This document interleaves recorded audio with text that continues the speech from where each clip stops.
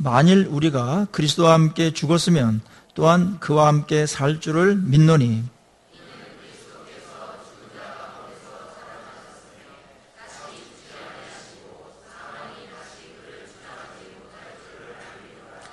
그가 죽으심은 죄에 대하여 단번에 죽으심이요 그가 살아계심은 하나님께 대하여 살아계심이니 이와 같이 너희도 너희 자신을 죄에 대하여는 죽은 자요 그리스도 예수 안에서 하나님께 대하여는 살아있는 자로 여길지어다. 아멘. 네. 자, 오늘은 주님께서 사망 권세 이기시고 승리하신 부활의 아침입니다. 우리 먼저 박수로다가 주님의 그 부활을 축하해도 괜찮겠죠?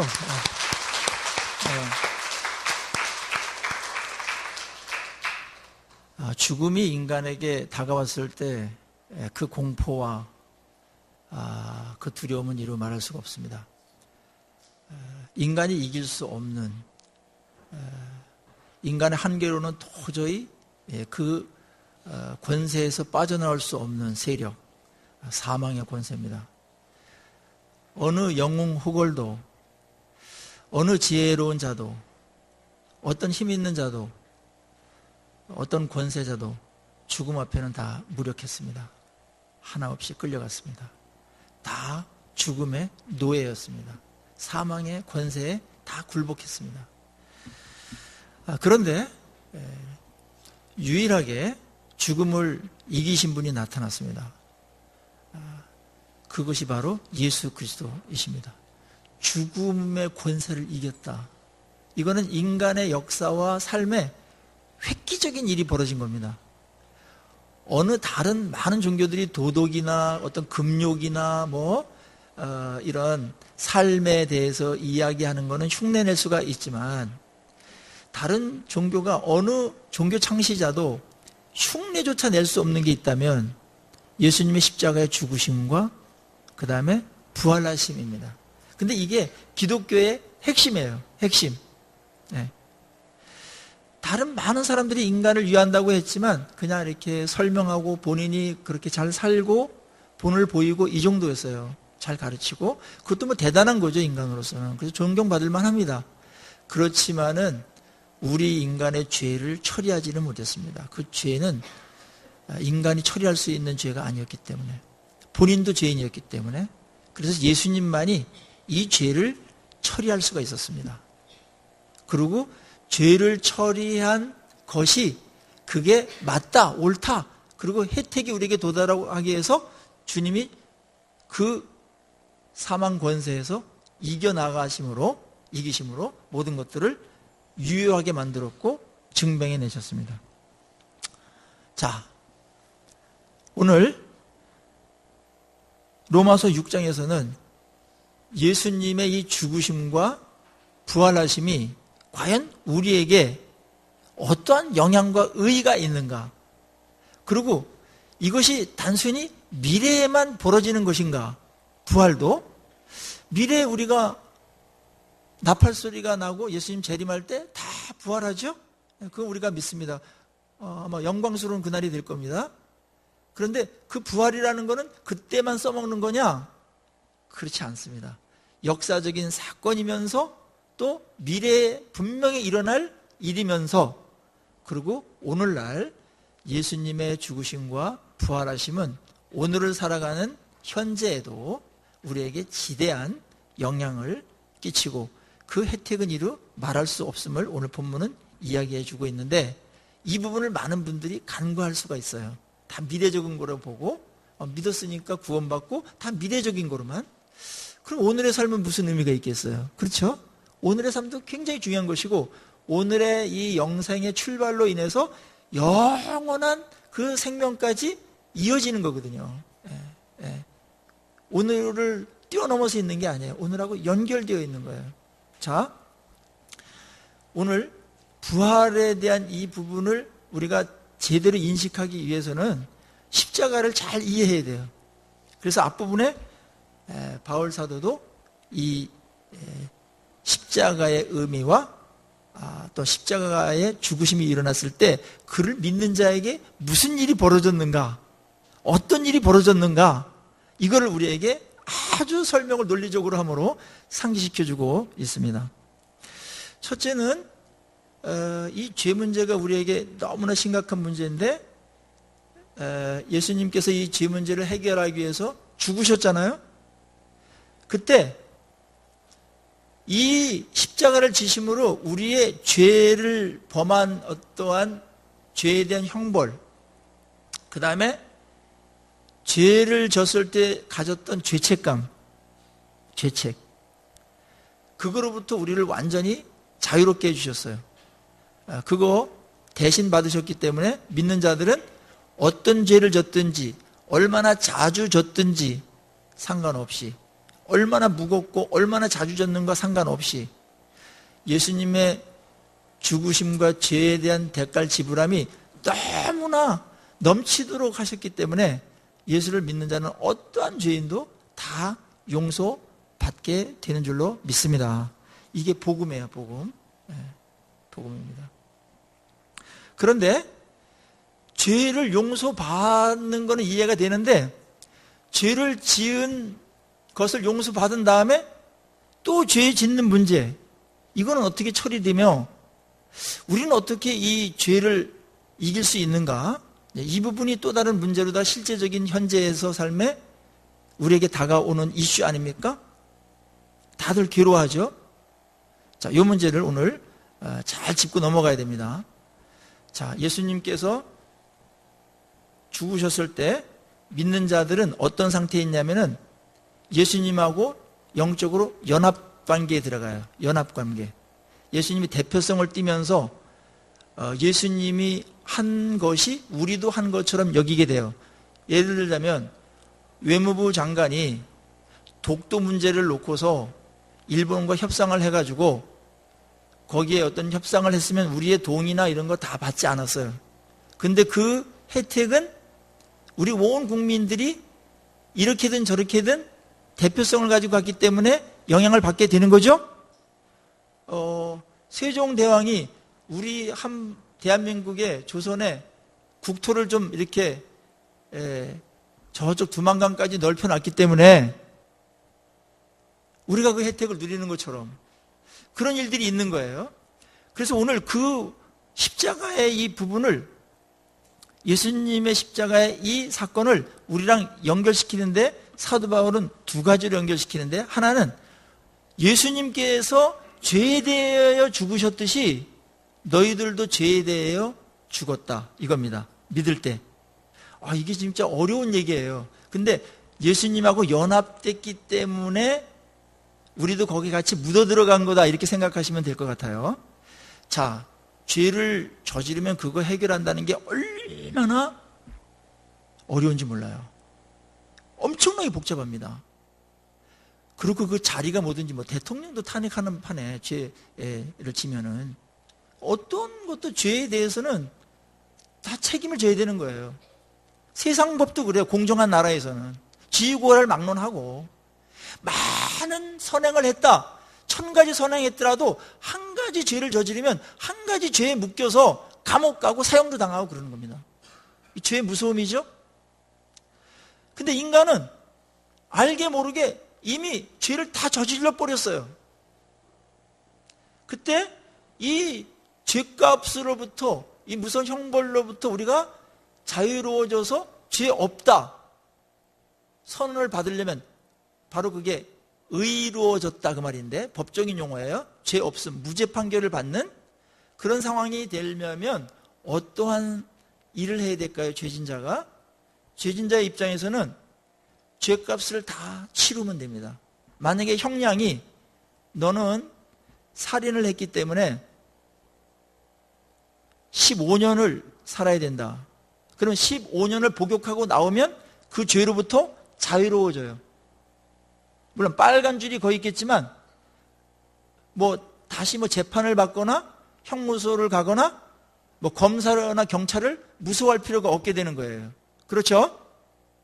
그렇듯이 우리가 죄값을 지불해버리면 죄로부터 자유로워지고 그 죄와 상관이 없는 자가 돼버려요. 이 방법밖에 없는 겁니다. 사실은 죄에 대해서 자유로워지려면, 의로워지려면. 그런데 이 일을 우리가 언제 했습니까? 오늘 여기서는 예수님께서 죄에 대해 죽었다 그 말은 예수님이 죽은 게 아니고, 여기서는 1차적으로는 예수님 죽으셨지만 그건 좀 다른 문제예요. 죄에 대하여 죽었다라는 말은 이겁니다. 죄가 요구하는 모든 형벌을 다 충족시켰다. 죄값을 완벽하게 지불했다 이겁니다. 그럴 때 우리도 예수님과 연합해가지고 예수님이 죄값을 지불할 때 우리도 지불한 것으로 그렇게 돼버렸다. 그래서 너희들이 죄에 대하여는 죽었다 그 말은 예수님이 죄값을 대신 지불한 것도 있지만 우리 입장에서는 예수님과 연합되어 있기 때문에 예수님이 죄값을 대신 지불하실 때 우리도 지불한 거로 그렇게 됐다는 거죠. 이런 건 놀라운 은혜입니다. 자, 이 부분이 왜 우리가 이 땅을 살아나가는데 중요하냐면은 우리의 과거의 죄가 이제 완전히 해결됐기 때문에, 값을 완전히 치렀기 때문에, 성경적인 용어로는 대속했기 때문에, 또 우리도 거기에 감당하는데 참여했기 때문에 죄가 우리에 대해서 뭐라고 할 말이 없다라는 거예요. 그래서 죄로부터 자유로운 우리가 됐다라는 겁니다. 법정으로 말하면 의로워졌다 이렇게 말하는 겁니다. 그래서 이거를 예수님께서는 9절 말씀을 통해서 우리에게 이렇게 말씀하는 겁니다. 이는 그리스도께서 죽은 자 가운데서 살아나셨음에 다시 죽지 아니하시고 사망이 다시 그를 주장하지 못할 줄을 알미로다. 죄 문제가 해결됐기 때문에 뭐예요? 사망이 우리를 어떻게 할 수가 없게 됐다는 겁니다. 네.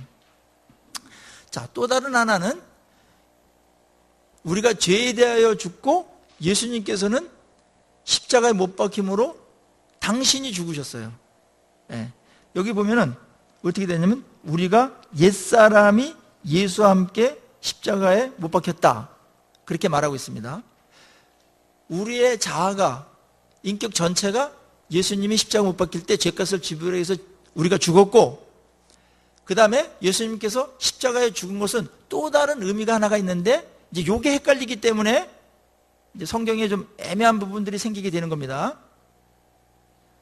예수님께서 십자가에 죽으셨을 때 우리의 죄된 자아, 우리의 정욕도 같이 죽었다. 같이 못 박혔다. 이겁니다.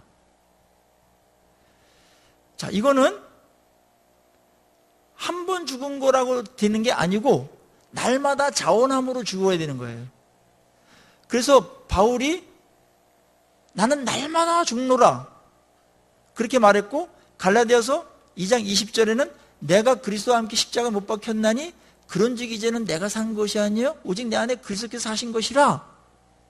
이제 내가 육체 가운데 사는 것은 나를 사랑하라 자기 자신을 버리신 하나님의 아들을 믿는 믿음 안에서 사는 것이다. 이렇게 고백했던 것은 이 두 가지를 다 포함하고 있는 거예요. 그래서 우리가 죄값을 예수님과 함께 그것을 다 지불하도록 주님께서 하셨고, 그래서 죄에 대하여 우리가 죽었고, 죄와 관심이 없는 자들이 이제 관계가 없는 자들이 됐고, 그 다음에 그 죄를 계속 짓게 하는 우리의 옛 성품들, 죄된 그 타락한 자아가 매일매일 주님이 십자가에 죽으셨던 것처럼 매일 죽어야 된다.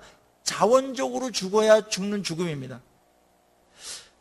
이 부분이 분리가 안 되면 우리 십자가에 죽었다고 그랬는데도 날마다 죽으라는 건 뭐고, 또 우리를 또 매일매일 십자가 앞에 나가가지고 또 우리를 또 부인해야 되는 것은 뭐며, 이것이 잘 정리가 안 되는데, 크게는 법적인 의미에서 앞에 부분에는 죽음을 얘기한 거고 법적인 문제가 해결됐고, 이제는 실제적인 삶에 있어서는 우리의 정욕과 죄성이 막 들끓잖아요.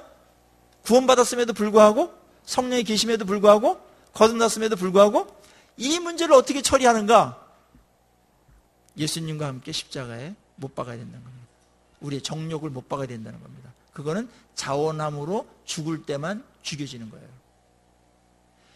이게 십자가 신앙이에요. 그럴 때 내가 죽을 때, 그런 면에서 내 죄된 자아가 죽고 내 욕망이 죽고 내 멋대로 하고자 하는 이 죄성이 죽을 때, 그때 어떤 일이 벌어지냐면 예수의 성품이 나타나고 예수의 영이 우리에게 나타난다는 거죠. 그것으로 산다는 거죠. 이게 부활신앙입니다. 그래서 한국교회는 이 뒷부분의 문제를 애매하게 처리해 놨기 때문에 매일매일 내가 죽노라 라고 말했던 사도 바울의 십자가 신앙, 그리고 내가 죽을 때 어떤 일이 벌어지는가? 부활이 일어나죠. 부활은 예수의 영으로 인해서 우리가 정말 예수의 성품이 나오는 거예요. 작은 예수가 되는 거예요. 그 순간은. 예수님 여기까지 기대하면서 십자가에 죽으신 겁니다. 단순히 우리의 죄만 처리하기 위해서 죽으신 게 아니고, 그거는 큰 일이지만은 그분이 죽으실 때에는 우리도 십자가에 동참하도록 그렇게 죽으시는 건데, 그게 바로 우리의 자아를, 죄된 자아를 못 박는 겁니다. 자, 그래. 예수님의 십자가를 우리가 적용할 때 두 가지로 적용하셔야 돼요. 성경이 이렇게 적용하셨어요. 하나는 예수님이 죽으심으로 대신 다 해줘버린 게 있어요. 죄값을 치렀다든지 우리를 구원했다든지, 그 다음에 그가 찔림은 우리의 허물을 인하며 그의 징계를 받은 우리의 죄악을 인함이라. 그런 거 다 대신해 주신 것이거든요. 그 채찍에 맞음으로 우리가 나음을 입었다. 그 십자가를 믿을 때 이게 우리한테 그대로 그 혜택이 나오는 거예요. 예수님께 다 주셨기 때문에. 아멘입니까? 네. 그게 엄청난 거예요. 이거를 누리셔야 돼요. 이거 받아셔야 돼요. 그래야 십자가의 그 의미와 그 가치가 우리 안에서 더욱더 이렇게 드러나요. 물론 우리가 그렇게 안 한다고 해서 십자가의 가치가 희석되거나 그러지는 않지만은 개인적으로 말입니다. 주관적으로 십자가를 높이고 십자가를 정말 존경하고 십자가를 찬양하는 것은 십자가의 그 정말 참혹한 죽음과 고난을 통해서, 수치를 통해서 우리에게 주시고자 했던 것들을 여러분들이 누리면서 감사하는 겁니다. 대신해 줬다는 거예요. 대리를 했다는 거예요. 십자가를 적용해야 될 부분이에요. 그분이 왜 그렇게 수치를 당하고 모욕을 당합니까? 우리를 영광스럽게 하기 위해서. 우리 영광스러운 존재가 된 거예요. 그래서 여러분들 품격 있게 사셔야 돼요. 세상 사람같이 비천하게 아주 천박하게 살면 안 됩니다. 그건 십자가를 욕되게 하는 거예요. 그렇게 살라고 죽은 거 아닙니다. 그래서 그리스도인들은 세상 사람들이 볼 때도 뭔가 달라, 이런 게 자연스럽게 나와야 돼요. 왜냐하면 주님께서 그렇게 하신 것을 받아 누리는 자들이니까. 이 모든 것을 성령께서 우리에게 다 깨닫게 하시고 글로 인도하시고 적극적으로 이걸 누리도록 하시고 믿게 하세요. 믿어줘야 또 믿는 것이기도 하죠. 성령께서 이거에 열정을 쏟아붓습니다. 성령께서 하시는 일은 그거예요. 이 진리를 깨닫는 거니까. 진리 가운데를 인도 안 됐을 때 말씀을 깨닫는 것도 진리지만 살아있는 보이는 진리는 뭐예요? 예수 그리스도의 십자가입니다. 부활입니다. 그게 진리의 핵심입니다. 진리의 실체입니다. 나머지 말씀들은 십자가의 죽으심을 통해서 하고자 했던 것들, 부활을 통해서 우리에게 주시고자 했던 것에 대한 하나의 적용에 불과합니다. 예수님이 진리인데 예수님 중에 가장 중요한 진리의 핵심은 언제나 그의 십자가와 그 다음에 부활하십니다. 그래서 우리가 예수님 안에서 얼마나 존귀하게 돼. 사망만 그냥 해결된 게 아니에요.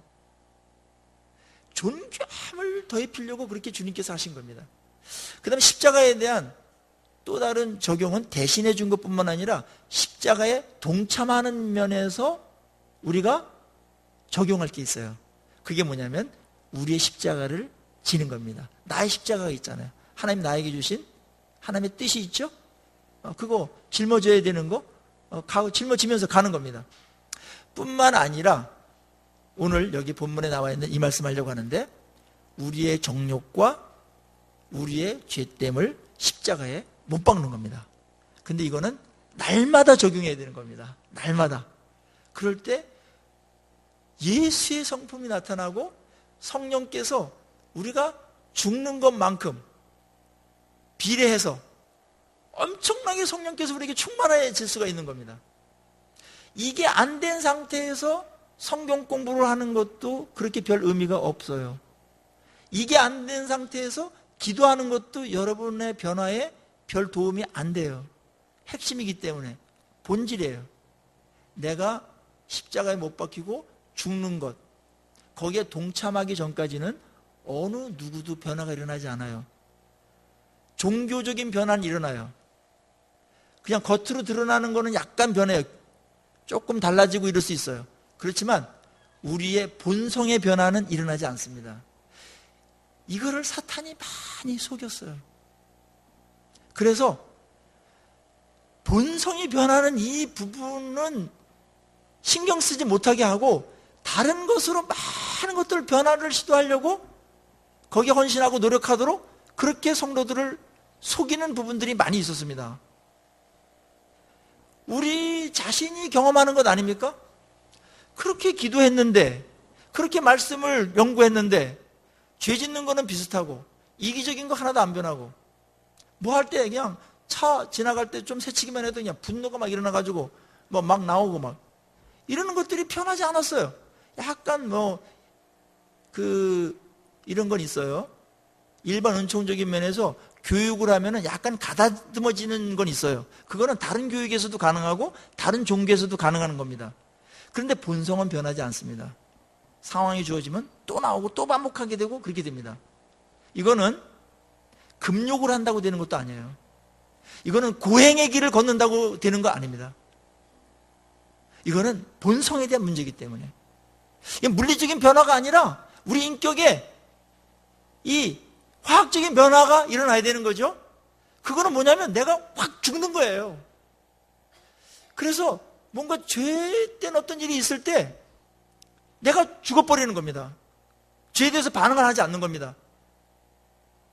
뭐 여기서 막 잘난 참이 막 나오려고 그래. 그럴 때 확 누르는 거, 이게 죽는 겁니다. 뭐 여기서 막 성질이 막 올라오는데 십자가에 그 성질을 확 못 박아버리는 겁니다. 그게 십자가 신앙입니다. 실제적입니다. 그리고 그럴 때 어떤 일이 벌어집니까? 성령께서 기뻐하시면서 여러분들을 정말 그런 일이 반복되면서 여러분들이 진짜 변화가게 되거든요. 놀라운 변화들이 일어납니다. 굉장히 이 싸움은 치열한 거예요. 사탄은 이 싸움을 못하도록 하는 거예요. 그래 네가 조금만 뭐 하면 되지 뭐 얼마든지 변할 수 있어 너. 그거는 여러분 성경적인 인간관이 아니고 성경적인 교육관이 아닙니다. 우리가 그 정도로 쉽게 변할 것 같으면요 여러분들 벌써 성인 군자 다 됐습니다. 벌써 영화 단계에 다 들어가셨다고요. 그런데 이 부분이 안 되기 때문에 오래 믿으면 오래 믿은 대로 종교적으로 약간 이렇게 좀 품위 있게 좀 죄를 저지르고요. 그렇지 않던 사람들은 투박하고 막 노출되도록 그냥 이렇게 죄를 짓는 것 뿐입니다. 그렇지 않습니까? 이 죄를 어떻게 처리해야 됩니까? 우리 고민하는데 성경이 그거를 분명히 말했는데 내가 교육을 받아서 조금 교양적으로 이렇게 변화되는 거는 내가 용납하고 받아들일 의향이 있지만 내 성질이 죽고 내 정욕이 죽고 내 죄된 죄를 확 십자가에 못 박혀 죽음으로 인해서 변화되는 거는 뭔가 망설이지 않습니까 혹시? 그래서 안 변하는 겁니다. 어느 그 원로 목사님이 나중에 이제 고백을 하는데 뭐 많은 성도들을 이렇게 대해보지 않았겠습니까? 근데 그분이 이런 말 했어요. 교회를 내가 한 30년 동안 해보는데 어떤 사람은 진짜 시간을 내가지고 봉사하고 어떤 사람은 뭐 성전 짓고 그럴 때 자기 집을 팔아가지고 헌금하는 사람들도 봤다. 그런데 자기 승질을 확 뿌리 뽑아가지고 그렇게 주님께 드린 자는 내가 못 봤다. 그런 말씀을 하셨습니다. 아, 그럴 수 있다. 우리는 어디까지 변하기를 정말 원하십니까? 변하기를 원하면서도 내 방법을 갖고 있고 내 방식이 있어. 이 방식으로 고집하는 게 있어요. 그런데 가만히 들여다보면은 내가 죽음으로써 변화되기는 싫은 겁니다. 많은 경우에. 저도 이 싸움을 많이 합니다. 그런데 그거는 약간의 유익이 있어요. 안 하는 것보다는. 그런데 본질적인 변화는 안 일어나요. 주님이 원하시는 것은 우리의 죄된 성품이, 정욕이 죽는 겁니다. 그게 십자가의 요구입니다. 그래서 주님께서 우리를 구원하시고 성화시키시고 변화시키기 위해서 죽으셨던 겁니다. 우리는 이 부분을 외면하면 안 됩니다. 불편한 진실이라고 꺼리면 안 됩니다. 이게 안 되면 여러분들 시간만 낭비해요. 종교인이 돼요. 그런데 변화가 아니라 그래도 냄새가 나요. 썩은 생선 냄새가 날 때도 있고 아주 이기적인 유치한 어떤 냄새가 날 수도 있고 그렇습니다. 왜냐하면 예수의 향기가 안 나와요. 왜냐하면 내가 죽어야 예수로 살아나는 게 부활인데, 나는 죽고 예수로 사는 게 부활인데, 내가 그리스도와 함께 십자가에 못 박혔나니, 그런 얘기는 내가 산 게 아니고 옛 자아는 없어졌어요. 옛 자아가 못 박혔어요. 이래저래 두 측면에서 죄에 대해서도 죽고 내 정욕도 못 박혔어요. 그래서 이제 사는 것은 내가 사는 것이 아니고 옛날에 내가 사는 게 아니에요. 예수로 사는 것. 이게 우리의 신앙의 현실이어야 됩니다. 오늘 부활의 아침에 이런 놀라운 새로운 생명의 탄생과도 같은 이런 놀라운 역사가, 이런 축복이 우리 가운데 충만하게 임하기를 간절히 축원합니다. 일로 돌아와야 됩니다. 이게 진정한 회개입니다.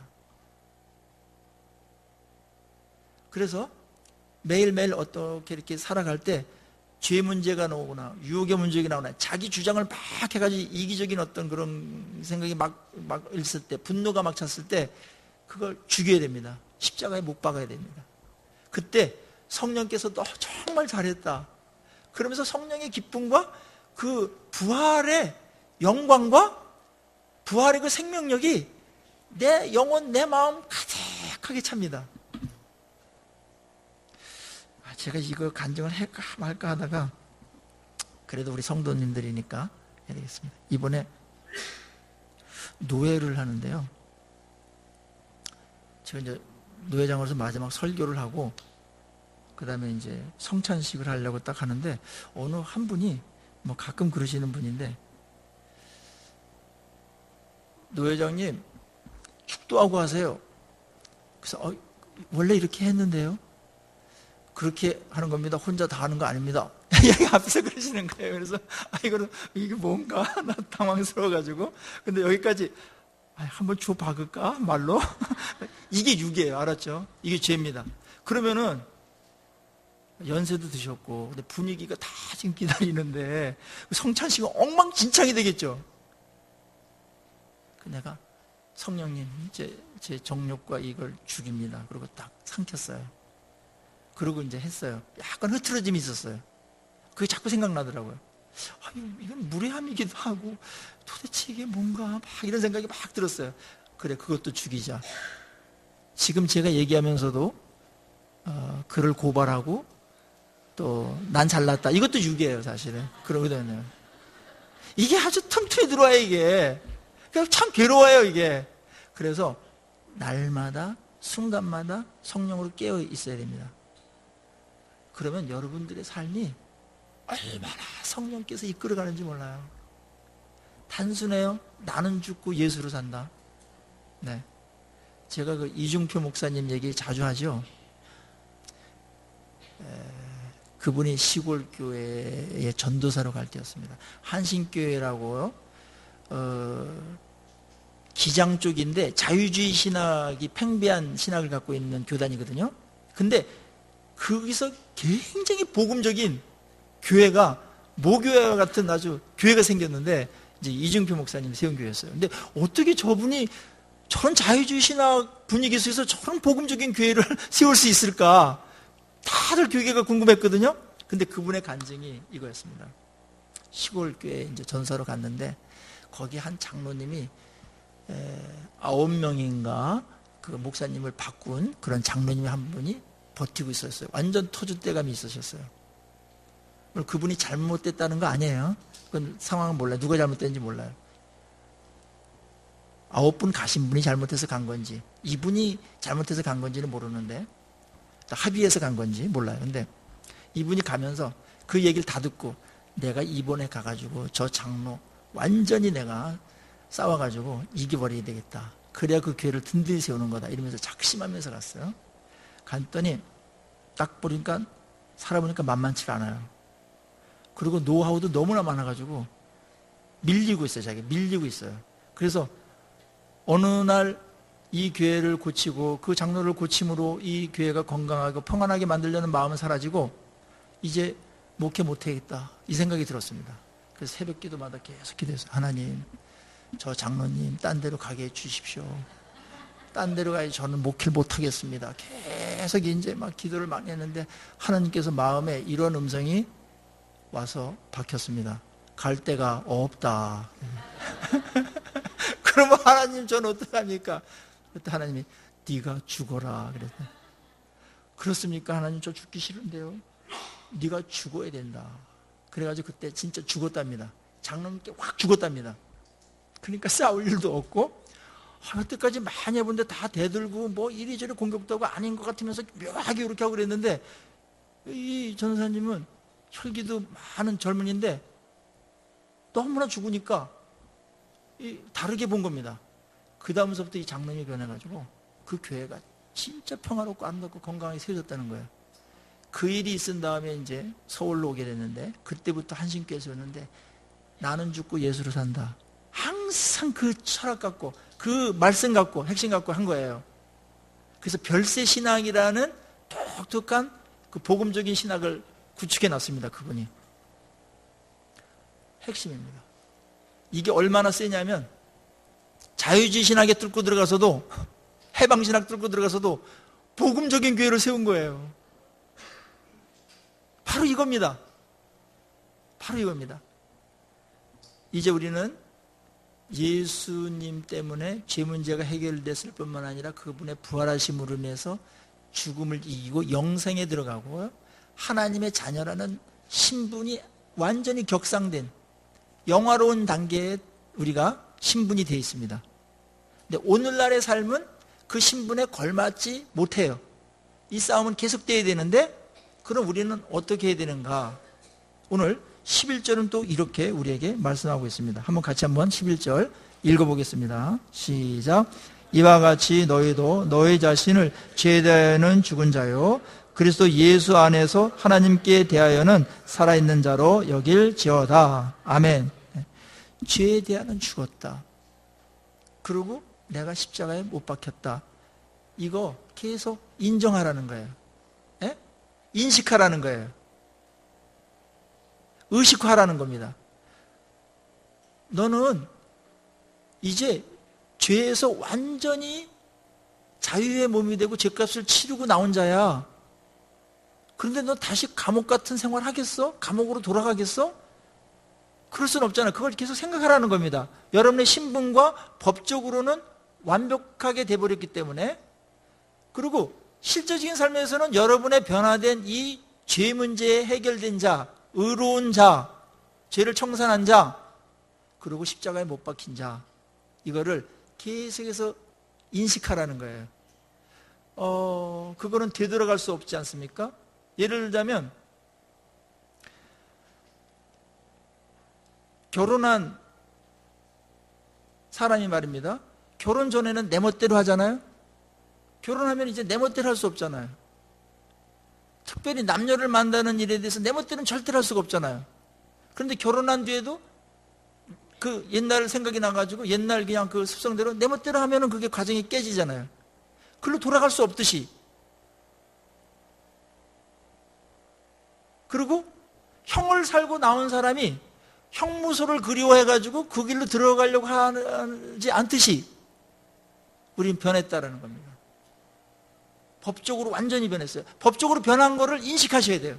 신분이 변한 걸 인식하셔야 돼요. 그래서 여길지어다 이렇게 말하는 겁니다. 항상 여기고 다녀야 돼요. 난 변했다. 나는 솔로가 아니야. 나는 한 아내의 남편이며 한 남편의 아내야. 이거 인식해야 돼요. 나는 죄의 문제를 예수님께서 십자가에 대신 죽으시고 죄값을 치르심으로 인해서 죄 없다 선언받은 의냐, 신분이 의냐, 그거 인식하셔야 됩니다. 뒤돌아가면 안 됩니다. 우리 민수기에서 이스라엘 백성들이 애굽의 그 종로로 타다가 해방돼 가지고 홍해를 건너서 이제 가나안 땅으로 가지 않습니까? 약속의 땅으로. 그런데 거기에 조금 어려움이 생겼다고, 유혹이 생겼다고 되돌아가고자 하는 그런 움직임이 벌어졌습니다. 그게 원망이었습니다. 그건 안 된다는 겁니다. 거기에 대해서는 아주 하나님께서 완전히 단호하셨어요. 그거는 하나님의 그림을 막 통째로 막 구겨버리는 겁니다. 되돌아가면 안 된다는 겁니다. 우리는 변했습니다. 주님의 십자가와 주님의 부활로 인해서. 여러분이 얼마나 존귀한 자로 변했는지를 늘 인식하십시오. 얼마나 여러분들이 영광스러운 자로 변화시켰는지를 인식하셔야 됩니다. 이러한 건강한 영적인 자아상이 있을 때 시간을 아무렇게 쓰거나 여러분의 육체를 아무 곳에 쓰거나 그러지 않아요. 그래서 뒷부분에 그렇게 여기는 자들은 우리의 몸을, 우리의 지체를 죄의 병기로 드리지 않고 의의 병기로 드린다라는 말이 납니다. 우리 몸 갖고 진짜 의롭고 하나님 기뻐하시고 이런 일들을 하게 되지, 존귀한 일을 하게 되고 단순 복되게 하는 일을 하게 되지, 존귀한 몸이 되기 전에 막 천박하게 막 자기만을 위하고 막 자기하고 막 유치한 어떤 그런 삶을 살았던 그런 건 이제 어울리지 않는다라는 겁니다. 이 인식이 굉장히 중요해요. 자리가 사람을 만들고 신분의 변화가 삶의 변화도 만듭니다. 어느 왕이 시골을 이렇게 순시하다가 다리 밑에서 한 소년을 만났습니다. 그 소년이 불쌍하고 그래서 너 대궐로 들어와라. 내가 너를 양아들로 삼고 왕자로 삼겠다 이랬습니다. 이 소년은 너무나 좋아했겠죠. 그런데 궁궐의 삶이 너무나 불편했습니다. 뭐 격식도 있고, 그 다음에 옷도 그냥 아무렇게나 입으면 안 되고, 그 다음에 세수할 때도 막 개울에 뛰어가지고 막 해야 되는데 세수 받아가지고 하고 막 이래가지고 잘 때도 그냥 나 다리 밑에 가서 잘래요 이러고 가고, 그 다음에 너 어디 가냐? 아침에 나 세수하러요. 그래가지고 저 개울물로 나가고 이러는 소년이 있다고 치십시다. 소년은 지금 뭘 잊어버린 거죠? 신분이 바뀐 걸 잃어버린 거예요. 그게 때때로 우리에게는 약간 불편함이 있어요. 어느 정도 내 멋대로 살던 삶이 괜찮은 것 같은 향수에 젖을 때도 있어요. 거기서 주는 편안함과 어떤 자유로움도 있어요. 근데 그거는 우리를 사실은 그렇게 존귀하게 만들지 못한 것이었거든요. 예수 안에 들어왔을 때 또 말씀에 의해서 하나님께서 우리에게 너는 이런 자로, 이런 자녀다운 거기에 걸맞는 삶을 살아야 돼. 그게 성경입니다. 이 성경을 받아들이는 것도 언제 받아들이게 돼요? 신분이 변했구나. 그 다음에 어떻대요? 나는 죽었지. 옛자는 죽었어. 옛날에 시골에 있을 때 그 다리 밑에 있었던 게 난 아니야. 이래야 돼요. 그걸 선언해야 돼요. 나 아니야. 이래야 됩니다. 이제 나는 왕자야. 이래야 됩니다. 그럼 왕자에 걸맞는 삶을 살아야 됩니다. 그러면 그게 얼마나 존귀한 게 누릴 게 많아. 비교조차 할 수가 없어요. 여러분에게도 예수를 만나기 전과 예수를 만난 후에 BC가 있어야 됩니다. AD가 있어야 됩니다. 어거스틴의 유명한 예화 있죠. 어거스틴이 완전 망난이었습니다. 그리고 뭐 이성적으로도 좀 이렇게 곤란했어요. 근데 예수를 만나고서 다 정리했습니다. 이제 그는 옛 어거스틴이 아니었어요. 근데 길거리를 지나가는데 옛날에 같이 놀던 길거리의 여인이 어거스틴 하니까 어거스틴이 그냥 지나갔어요. 나 몰라요? 어거스틴? 같이 놀던? 그때 어거스틴이 유명한 말 했습니다. 당신은 그대로지만 나는 옛날 어거스틴이 아니에요. 그러고 지나갔습니다. 얼마나 품격이 있습니까? 이걸 구별됨이라고 말하고 이거를 거룩이라고 말하는 겁니다. 오늘 부활의 아침에 우리가 얼마나 예수님의 죽으심과 그 참혹한 십자가를 지시면서까지 우리를 구원해 내시고 뿐만 아니라 우리를 얼마나 존귀한 존재로 만들기 위해서 그분이 죽으셨는가를 생각하십시오. 그리고 그것 때문에 우리가 얼마나 다르게 변해 있는가를 늘 인식하십시오. 그리고 삶의 한가운데서 순간순간 여러분의 정욕을 십자가에 못 박는 일을 하십시오. 거룩한 작업입니다.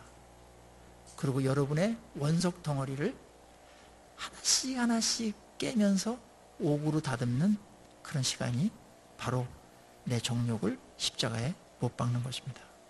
성령께서 이 일을 간절히 원하시고 이 일이 계속 지속될 때 여러분은 어느 날 투박하고 거칠은 원석 덩어리가 아니라 잘 가다듬어진 아주 영롱한 옥으로다가 그렇게 변해 있을 것입니다. 이런 과정에서 날마다 성령께서 여러분들을 도우실 것이고 여러분이 십자가에 못 박을 때마다 부활의 예수 그리스도께서 여러분에게 충만하게 임하셔서 예수로 사는 놀라운 삶의 변화가 충만하게 일어날 줄로 믿습니다. 기도하십시다.